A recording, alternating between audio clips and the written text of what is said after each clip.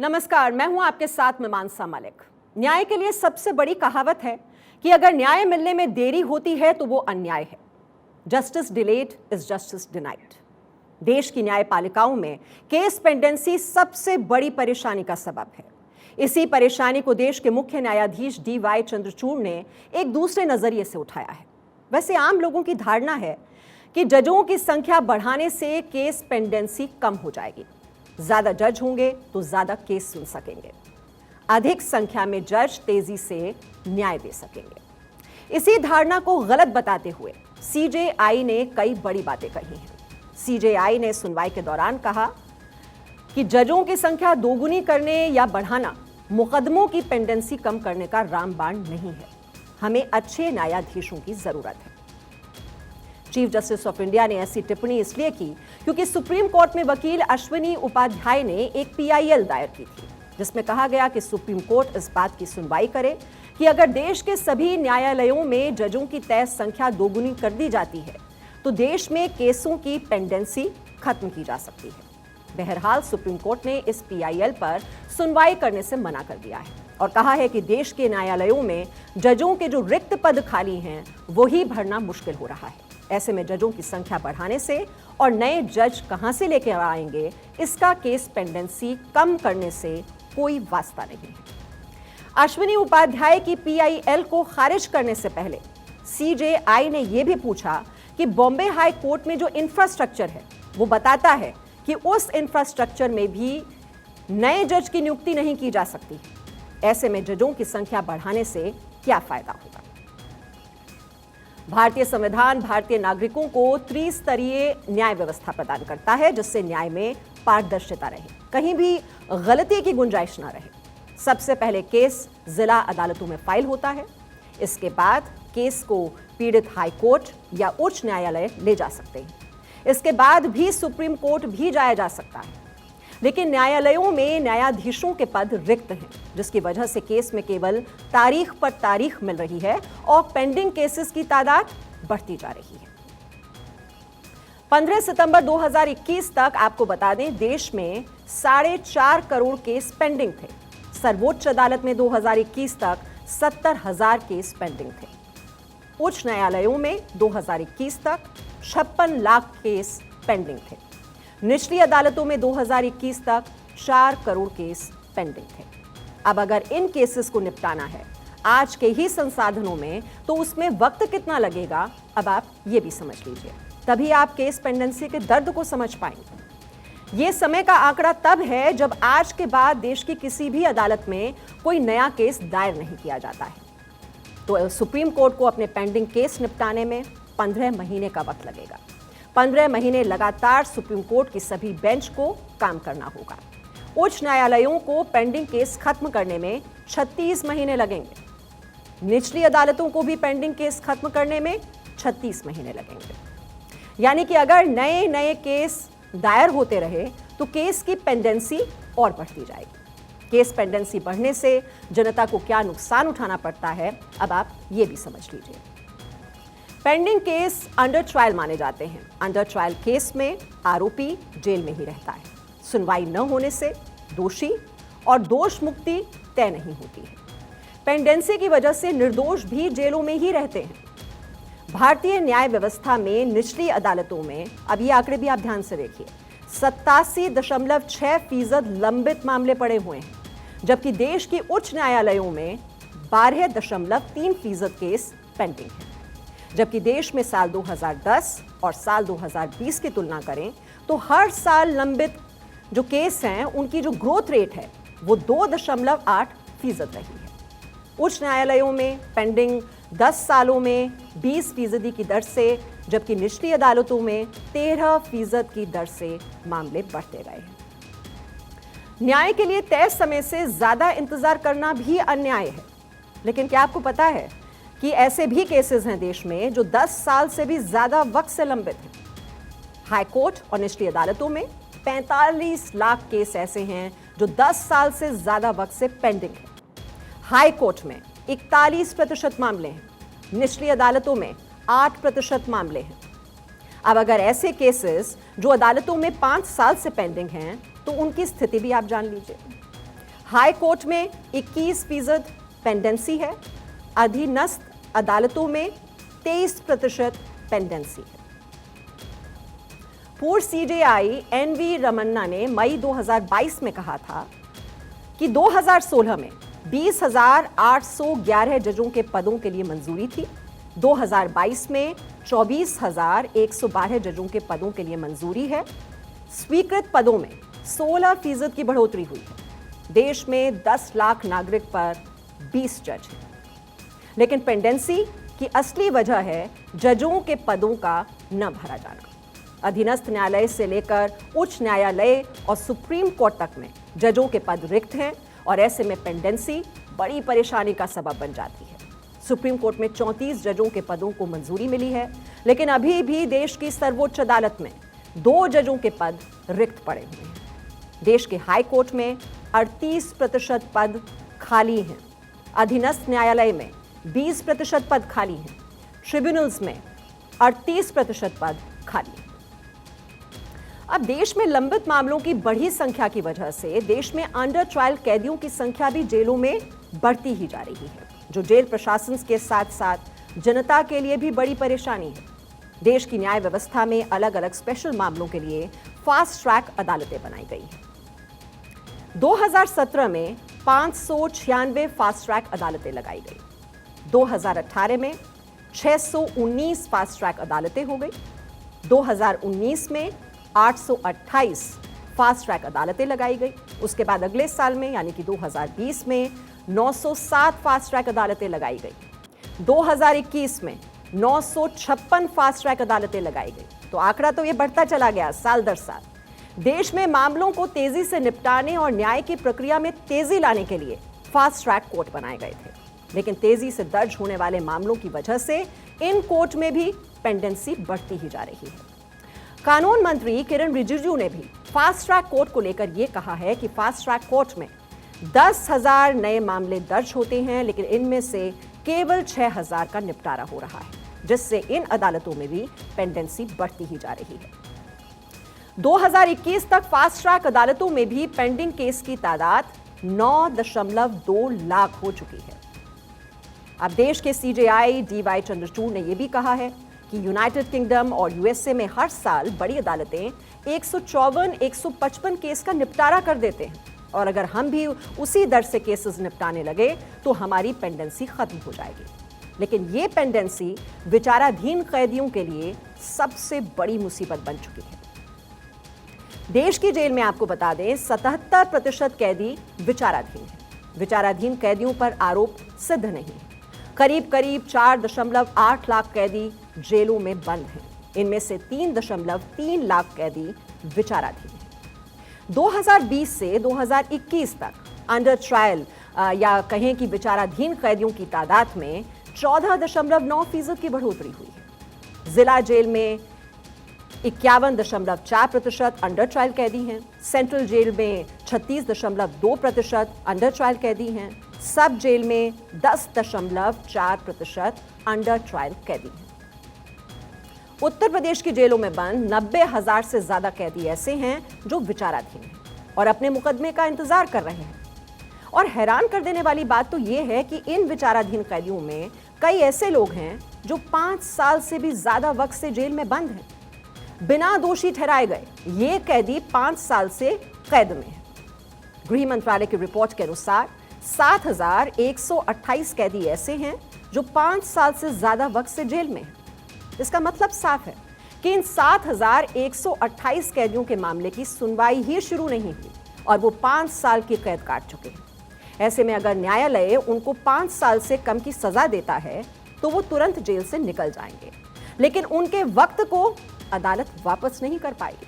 और अगर कैदी निर्दोष सिद्ध हुआ तो 5 साल की ये कैद उनकी जिंदगी भर के लिए दाग बनी रहेगी, जो उसने बिना जुर्म वहां पर जेल में काटी है। देश में अंडर ट्रायल कैदियों से जुड़े मानवीय विषय पर सुप्रीम कोर्ट द्वारा पहले भी कई बार संवेदनशीलता दिखाई गई है। ऐसे कितने ही कैदी हैं जो कानूनी सहायता के इंतजार में वर्षों से जेलों में बंद है। हमारी डिस्ट्रिक्ट लीगल सर्विस अथॉरिटीज इन कैदियों को कानूनी सहायता देने का जिम्मा उठा सकती है। आज यहां देश भर से डिस्ट्रिक्ट जजेज आए हैं। मेरा उनसे आग्रह है कि district level under trial review committee के चेयरमैन होने के नाते अंडर ट्रायल कैदियों की रिहाई में तेजी लाएं। वैसे मुझे बताया गया है कि नालसा ने इस दिशा में कैंपेन भी शुरू कर दिया है। मैं इसके लिए आपको बधाई देता हूं, आप सबको बधाई देता हूं और अपेक्षा करता हूं कि आप लीगल एड के जरिए इस अभियान को सफल बनाएंगे।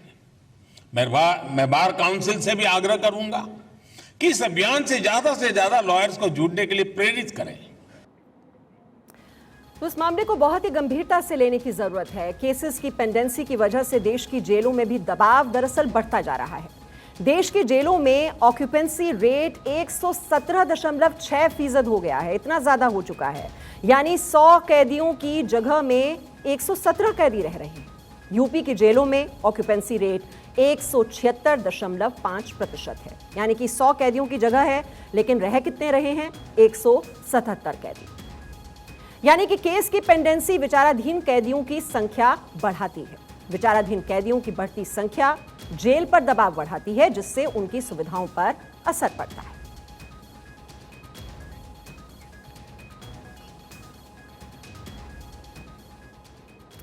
और अब आगे बढ़ते हैं। हमारी आज की अगली खबर, भारत का पहला सेंट्रल बैंक डिजिटल करेंसी या डिजिटल रुपी पायलट प्रोजेक्ट 1 नवंबर से शुरू हो जाएगा।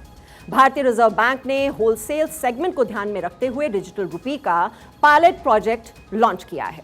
आरबीआई की रिटेल सेगमेंट के लिए डिजिटल रुपी का पहला पायलट प्रोजेक्ट चुनिंदा जगहों में 1 महीने के भीतर लॉन्च करने की योजना है। वित्त मंत्री निर्मला सीतारमण ने फरवरी में अपने बजट भाषण में डिजिटल करेंसी लाने की घोषणा की थी। डिजिटल रुपी कैसे काम करेगा? जैसे हम अपने बैंक अकाउंट में डिजिटल रूप में कैश देखते हैं, वॉलेट में अपना बैलेंस चेक करते हैं, कुछ ऐसे ही डिजिटल रुपी भी हम देख और रख सकेंगे। डिजिटल रुपी को 2 तरह से लॉन्च किया जाएगा। पहला होलसेल ट्रांजैक्शन, यानी बड़े ट्रांजैक्शन के लिए, जिसकी शुरुआत 1 नवंबर से हो चुकी है। वहीं दूसरा रिटेल में आम पब्लिक के लिए होगा, जिसे 1 दिसंबर से लॉन्च किया जा रहा है। तो सीबीडीसी ब्लॉकचेन टेक्नोलॉजी पर यह आधारित होगा। पेपर करेंसी की तरह इसका लीगल टेंडर होगा। जिसे पेमेंट करना चाहेंगे उसे इससे पेमेंट कर सकेंगे। की गई पेमेंट सीधे अकाउंट में पहुंच जाएगी। सीबीडीसी इलेक्ट्रॉनिक रूप में अकाउंट में दिखाई देगा। सीबीडीसी को पेपर नोट के साथ बदला जा सकेगा। कैश के मुकाबले ट्रांजैक्शन आसान और सुरक्षित होगा। डिजिटल करेंसी ई रुपी पूरी तरह से सफल होने वाला है। कारण क्या है कि बहुत से लोग जो अभी तक क्रिप्टो करेंसी के दीवाने थे, उन लोगों के लिए एक बहुत ही अच्छा अवसर सरकार प्रदान करने जा रही है कि वो अपने वैलेट में ई रुपी को, डिजिटल करेंसी को रख सकेंगे और उसके द्वारा ट्रांजैक्शन कर सकेंगे। ये जो नया सिस्टम है, अब ये समझ लीजिए कि फायदे क्या होने वाले हैं। आरबीआई के मुताबिक सीबीडीसी एक पेमेंट का मीडियम है जो सभी नागरिक, बिजनेस, सरकार के लिए एक लीगल टेंडर होगा। इसकी वैल्यू सेफ स्टोर वाले लीगल टेंडर नोट के बराबर होगी। डिजिटल करेंसी आने के बाद लोगों के पास कैश रखने की जरूरत कम हो जाएगी। ई रुपी एक डिजिटल टोकन की तरह से काम करेगा, यानी कि सीबीडीसी आरबीआई की तरफ से जारी किए जाने वाले करेंसी नोट का डिजिटल स्वरूप ही है। इसका यूज लोग करेंसी की तरह ही लेन देन के लिए करेंगे। आरबीआई के अनुसार ई रुपया का डिस्ट्रीब्यूशन बैंकों के जरिए होगा। डिजिटल वॉलेट के माध्यम से व्यक्ति से व्यक्ति या व्यक्ति से मर्चेंट के बीच लेन देन किया जा सकता है। साथ ही क्यूआर कोड स्कैन करके भी इससे पेमेंट की जा सकेगी। तो डिजिटल अर्थव्यवस्था को मजबूत करने में यह बहुत ही मददगार होगा।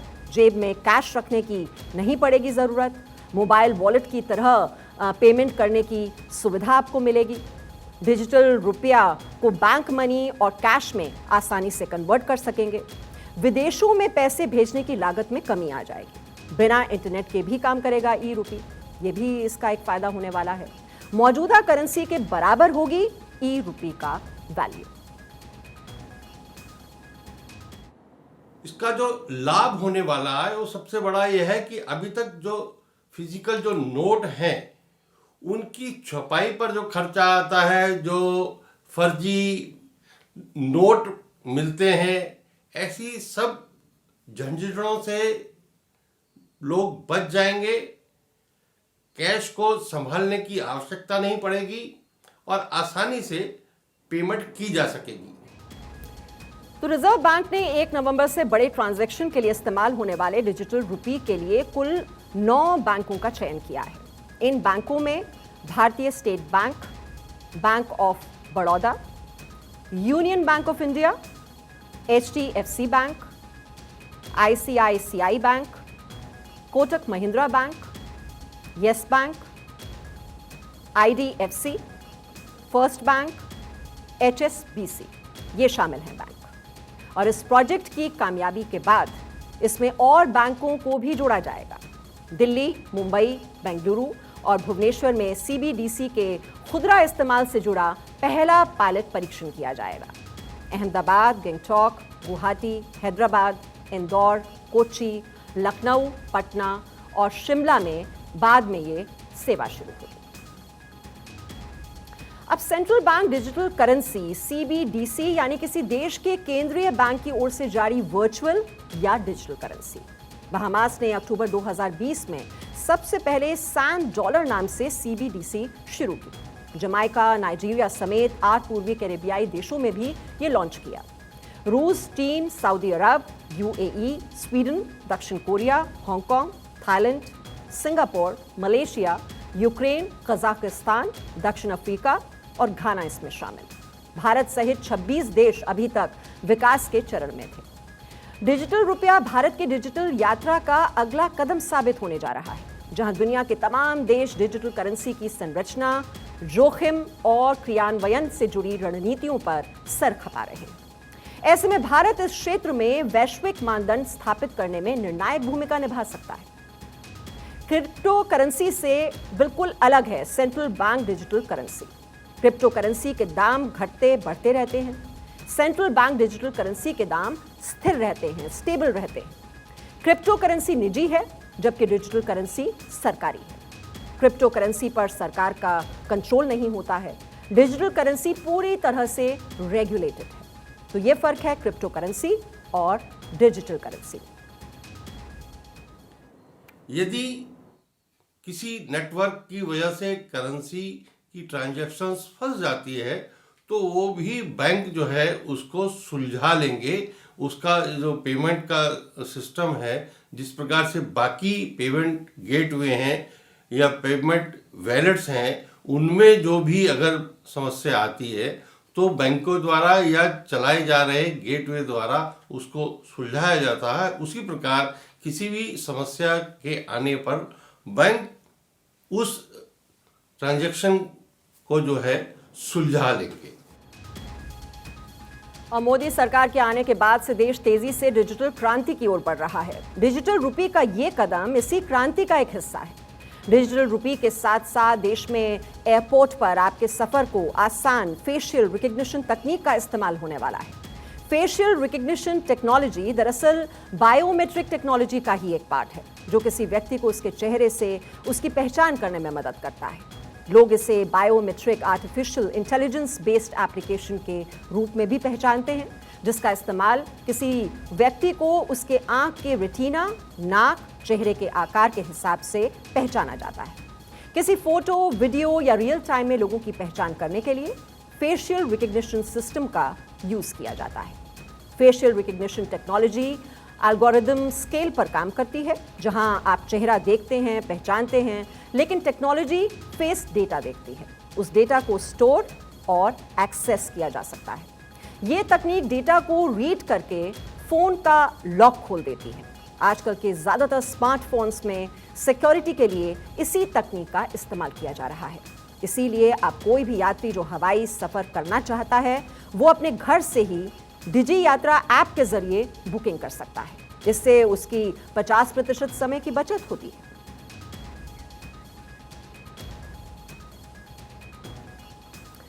और अब कोविड की बात कर लें, चीन की बात कर लें। कोविड का असर पूरी दुनिया पर हुआ और चीन को छोड़कर अब लगभग पूरी दुनिया ने मान लिया है कि इस वायरस के साथ ही जीना होगा। लेकिन चीन में बीते 3 साल में कई लॉकडाउन और कोविड टेस्टिंग अभियानों के साथ जी रहे लोग अब इससे शायद लाचार हो गए हैं और उनका धैर्य अब जवाब देता जा रहा है। 15 से ज्यादा शहरों में कोविड बंदिशों के खिलाफ हजारों लोग सड़कों पर उतर पड़े हैं। लोग अब पूछ रहे हैं कि शी जिनपिंग की जीरो कोविड पॉलिसी को कब तक सहना पड़ेगा। तो चीन के लोग आखिर ये विरोध कर क्यों रहे हैं, ये तस्वीरें उसी की गवाही देती हैं। कोविड लॉकडाउन में शहर के शहर कैसे जानवरों के दड़बे वाला चिड़ियाघर बन चुका है। जिन कोविड बॉक्सेस में वायरस से प्रभावित लोगों को आइसोलेट किया जा रहा है, उसकी तस्वीर देखकर आप दहल जाएंगे। इन तस्वीरों को देखिए आप। इन बॉक्सेस में केवल इतनी खुली जगह है जिसमें से केवल सिर बाहर निकाल कर देखा जा सकता है। ध्यान से देखिए आप इन बॉक्सेस को। और खुली जगहों में ऐसे 1-2 नहीं बल्कि लाखों बॉक्सेस रखे गए हैं। ये देखिए। और चीन में सड़कों से लेकर घरों घरों तक में जीरो कोविड प्रोटोकॉल लागू है। चीन के कई शहरों में कोविड से बचने के लिए अभी तक कड़ा लॉकडाउन लागू है। सड़कें सूनी हैं, लोग तड़प रहे हैं और ये व्यवस्था पिछले 3 साल से चली आ रही है। ऐसे में अब जनता जिनपिंग की नीतियों के खिलाफ सड़क पर उतर गई है। सफेद कोरे कागजों के साथ साथ स्लोगन, पोस्टर और नारों से जिनपिंग के खिलाफ आवाज उठ रही है और लोग सत्ता खाली करके अब आजादी की मांग कर रहे हैं। चीन के करीब 15 शहर ऐसे हैं जहां करोड़ों लोग सड़क पर विरोध कर रहे हैं।